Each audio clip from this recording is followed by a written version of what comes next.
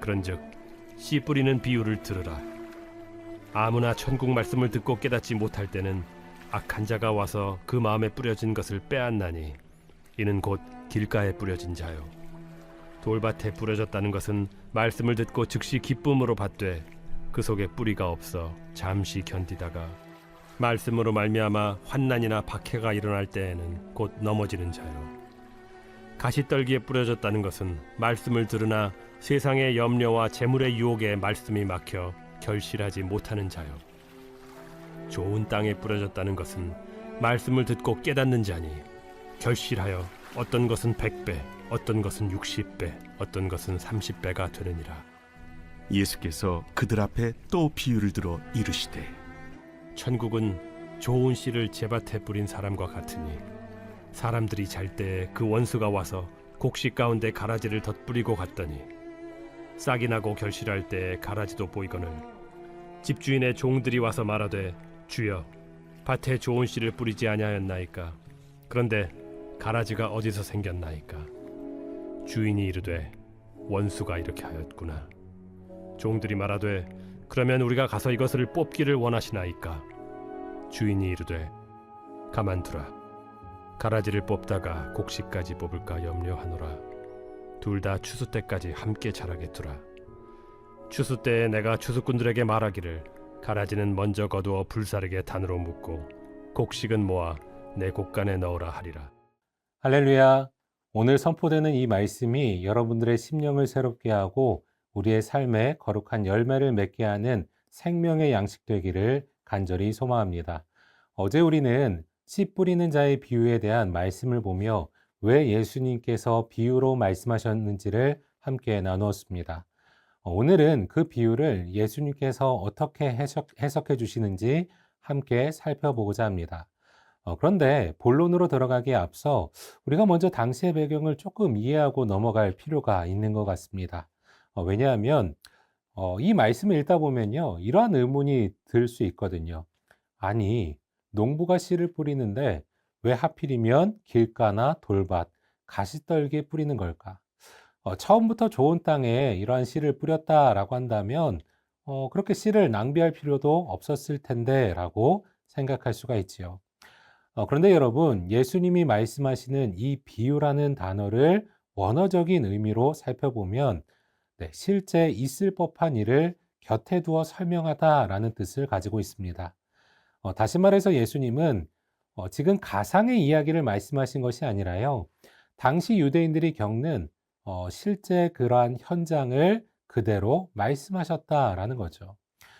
당시 이스라엘 지형을 살펴보면 이스라엘 협곡이나 세펠라라는 그러한 평지 외에는 대부분이 척박한 그러한 산지 지형이었습니다. 그러다 보니까 농사를 지을 수 있는 땅이 턱없이 부족했었겠지요. 그래서 농부들은요, 단 한 뼘의 그러한 땅이라도 아끼기 위해서 길가 옆이나 자갈이 섞인 땅이나 그리고 덤불이 우거진 그러한 곳에서도요, 씨를 뿌릴 수밖에 없었던 것입니다. 농부의 간절함이 배어있는 그러한 행동이었던 거죠. 그런데 오늘 주님은 그 간절한 농부의 심정으로 우리에게 말씀의 씨앗을 뿌리고 계십니다. 중요한 것은 그 씨앗을 받아내는 우리의 마음밭입니다. 지금 우리의 마음밭은 어떤 모양입니까? 오늘 우리가 어떤 상태인지 말씀을 통해서 함께 점검하고 살펴볼 수 있기를 간절히 소망합니다. 첫째로 우리는 말씀을 빼앗기지 않도록 마음 깊이 말씀을 심어야 합니다. 우리 19절 말씀을 같이 읽겠습니다. 아무나 천국 말씀을 듣고 깨닫지 못할 때는 악한 자가 와서 그 마음에 뿌려진 것을 빼앗나니 이는 곧 길가에 뿌려진 자요. 첫 번째로 씨앗이 뿌려진 땅은 길가입니다. 길가는 사람들이 오고 가며 땅을 밟아서 굳어진 땅을 말하지요. 씨앗이 떨어져도 흙 속으로 파고들지 못하고 표면에 남아 있었던 거죠. 그런데 우리의 신앙의 모습도 이러할 수 있다라는 것입니다. 예배 자리에 앉아서 설교를 듣지만 마음이 굳어져 말씀이 들어오지 않습니다. 그러면서 이러한 핑계, 저러한 비판을 하면서 들어오는 말씀들을요, 튕겨내 버리지요. 그래서 아무리 귀한 말씀이 강단에서 선포되어도요, 말씀이 내 속으로 전혀 파고들지 못하는 것입니다. 이렇듯 말씀이 마음 표면에 겉돌 때 마치 새가 길가에 뿌려진 씨앗을 먹어버리는 것처럼 말씀의 은혜는 사라질 수도 있습니다. 은혜가 일어나기도 전에요, 말씀을 비판적으로 바라보고 의심하는데 어떻게 그 말씀이 우리들의 삶에 자리 잡을 수 있겠습니까? 만약 오늘 우리들의 마음이 이 길가와 같이 답답하고 딱딱하게 느껴진다라고 하신다면 여러분, 이를 해결할 유일한 방법은요, 우리의 마음을 기경하는 것 뿐입니다. 농부가 쟁기로 굳은 땅을 깊숙이 갈아엎듯이 우리는 기도로 완고한 마음을 뒤엎을 수 있어야 합니다. 하나님, 내 마음이 굳어진 땅과 같이 딱딱합니다. 그래서 하나님의 말씀을 온전히 받지 못하고 있습니다. 주님께서 내 마음에 단비를 내려주시사 굳어진 땅이 풀리게 하시고 기경하셔서 하나님의 말씀을 온전히 받게 해 주옵소서. 이렇게 간절히 부르짖고 기도할 때 너희 육신에서 굳은 마음을 제거하고 부드러운 마음을 줄 것이다 라는 에스겔 36장의 말씀대로 하나님께서는 내 삶에 역사하시는 것입니다. 우리 안에 완악함을 제거하시고 말씀을 흡수할 수 있는 최고의 밭으로 바꾸어 주십니다. 오늘 이 새벽 우리가 드리는 기도로 말미암아 우리 모두의 마음밭이 부드럽게 일궈질 수 있기를 간절히 축복합니다. 둘째로, 환난이나 박해 중에도 믿음의 뿌리를 견고히 내려야 합니다. 우리 20절, 21절의 말씀을 같이 읽겠습니다. 돌밭에 뿌려졌다는 것은 말씀을 듣고 즉시 기쁨으로 받되 그 속에 뿌리가 없어 잠시 견디다가 말씀으로 말미암아 환난이나 박해가 일어날 때에는 곧 넘어지는 자요. 농부는 두 번째로 어디에 씨를 뿌렸습니까? 네, 돌밭에 뿌렸습니다. 겉보기에는 흙이 덮여 있어 씨앗이 싹을 틔울 수 있었겠지요. 그러나 돌 때문에 뿌리가 깊이 내려가지 못해서 해가 뜨고 열기가 쬐면 결국 땅에서 수분을 공급받지 못해서 싹은 금방 말라버립니다. 이것은 마치 이러한 사람들을 가리킵니다. 네, 교회에 나와서요, 처음에는 눈물도 흘리고 정말 세상을 변화시킬 것처럼 열정적으로 봉사하고 나섭니다. 그런데 문제는 얇은 흙 아래 숨겨진 그러한 거대한 돌들을 만나는 것처럼 이 땅 가운데서 어려움이 찾아올 때 신앙을 잃어버리는 사람들입니다. 여러분, 우리가 신앙생활을 하다 보면요, 어려움이 찾아올 때가 있지요. 예수님을 믿으면 만사가 형통하고 모든 문제가 해결될 줄 알았는데 갑자기 사업의 위기를 맞거나 예기치 못한 그러한 질병에 걸리기도 합니다. 더더군다나 믿음 때문에 직장에서나 아니면 가족들에게 비난을 받기도 합니다. 이러할 때 뿌리가 얕은 사람들은요, 신앙을 저버리고 심지어는 교회에서 발걸음을 돌려버린다라는 거죠. 그렇다면 이 거친 바람 앞에서도 흔들리지 않을 수 있는 비결은 어떤 것일까요? 우리가 높은 건물을 지을 때를 한번 좀 생각해 봤으면 좋겠는데요. 가장 시간이 오래 걸리고 공을 들이는 단계가 언제일까요? 네, 바로 땅을 깊이 파고 기둥을 박는 그러한 기초 공사를 할 때입니다. 겉으로는 보이지 않지만 이 기초가 튼튼해야 태풍이 와도 건물이 무너지지 않습니다. 신앙도 여러분 똑같습니다. 인생의 가뭄이 오고 시련의 태풍이 불 때 우리를 지탱해 주는 것은 보이지 않는 곳에 뿌려진 뿌리입니다. 우리에게 이러한 믿음의 뿌리가 필요하다라는 거죠. 환난은 누구에게나 찾아오지만 이러한 뿌리의 깊이에 따라서 그 결과는 여러분 전혀 달라질 수도 있는 것입니다. 이를 위해서 우리는 우리의 반석 되시는 예수님께 깊이 뿌리 내릴 수 있어야 합니다.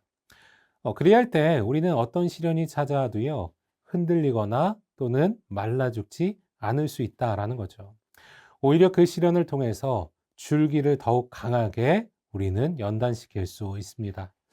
오늘 사랑하는 우리 상당의 성도님들이 시련과 고난의 상황에서도 더욱 이러한 주님을 붙잡아 결코 시들지 않는 생명력을 소유할 수 있기를 간절히 축복합니다.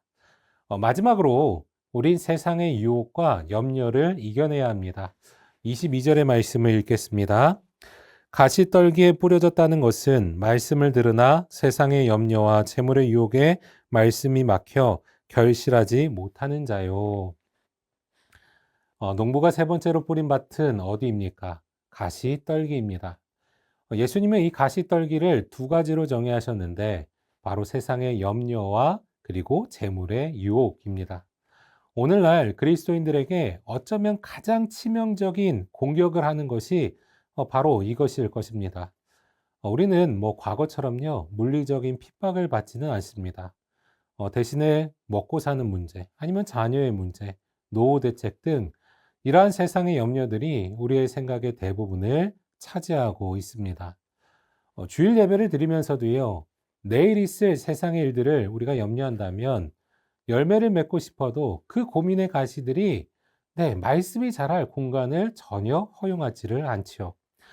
그래서 혹여나 우리가 신앙생활을 오래 했어도요, 삶의 기쁨이 없고 변화가 없다라고 한다면 우리는 내 안에 자라난 이 가시들을 점검해 볼 필요가 있는 것 같습니다. 그리고는 어떻게 해야 됩니까? 과감하게 세상의 염려의 가시를 기도의 가위로 잘라낼 수 있어야 합니다. 그렇게 주님께 우리의 모든 짐을 맡길 때 비로소 말씀은 우리의 삶에 역사하시며 풍성한 결실로 이어질 수 있는 것입니다. 사랑하는 우리 상당의 성도 여러분, 오늘 주님은 우리에게 네 번째 땅, 좋은 땅에 대해서 말씀하시며 결론을 맺으십니다. 그런데 한 가지 기억할 사실이 있습니다. 세상에 처음부터 좋은 땅은 전혀 없다라는 거죠. 여러분, 모든 옥토는요, 농부의 땀과 수고로 만들어진 땅입니다. 하나님은 오늘도 농부의 심정으로요, 우리 마음에 귀한 말씀의 씨앗을 뿌리고 계십니다. 비록 지금 내 마음이 딱딱하게 굳어 있거나 돌밭처럼 거칠고 염려의 가시로 덮여 있을지라도 기도의 쟁기로 갈아엎고 회개의 돌로 골라내며 믿음으로 가시를 걷어낼 때 우리의 마음은 반드시 여러분 옥토로 변할 수 있다라는 거죠. 그러므로 오늘 우리에게 주신 말씀을 우리가 깊이 묵상하고 겸손히 받아서요, 여러분들의 삶의 자리마다 하나님이 기뻐하시는 풍성한 열매가 자랄 수 있길 원합니다. 30배, 60배, 100배의 결실을 우리가 가득히 맺을 수 있기를 소망합니다. 그렇게 하나님을 기쁘시게 하고 세상을 복되게 할 수 있는 사랑하는 우리 모든 상당의 성도들 될 수 있기를 주님의 이름으로 이 시간 간절히 축복합니다. 함께 기도하겠습니다. 사랑과 은혜가 충만하신 하나님 아버지, 오늘도 우리에게 생명의 말씀을 들려주시니 감사드립니다. 주님, 우리에게 풍성한 열매를 기대하며 끊임없이 말씀의 씨앗을 뿌려주시는데 정작 우리의 마음은 완악한 길가와 같았고 얕은 돌밭과 같았으며 세상의 염려로 가득 찬 가시떨기 같았음을 고백하며 회개합니다. 이 시간 우리의 마음에 굳은 땅을 갈아엎어 주옵소서. 내 안에 있는 교만과 불신앙의 돌들을 제거하여 주시고 우리의 영혼을 짓누르는 세상의 염려와 재물의 유혹이라는 가시를 끊어내게 하옵소서. 그리하여 오직 주의 말씀만이 내 영혼의 깊은 곳에 뿌리내리게 하시고 어떤 시련 속에서도 흔들리지 않는 견고한 믿음을 허락하여 주옵소서. 오늘 하루도 우리 성도들의 삶의 현장에 30배, 60배, 100배의 거룩한 열매가 맺히기를 소망합니다. 우리의 삶을 인도하여 주시고 다스려 주시옵소서. 우리를 빚어가시는 예수 그리스도의 이름으로 기도드립니다. 아멘.